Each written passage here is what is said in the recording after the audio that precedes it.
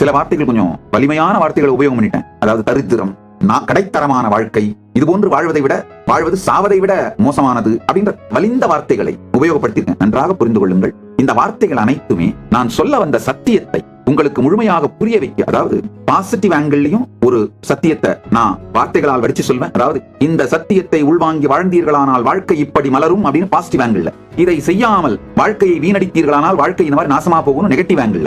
ரெண்டு ஆங்கிளையும் சொல்றதுக்காகத்தான் சில நேரத்துல கடுமையான சொற்களை உபயோகப்படுத்தினே தவிர உங்கள் யார் மீதும் எனக்கு எந்த கோபமோ விரோதமோ பகைமையோ எதுவும் இல்லை.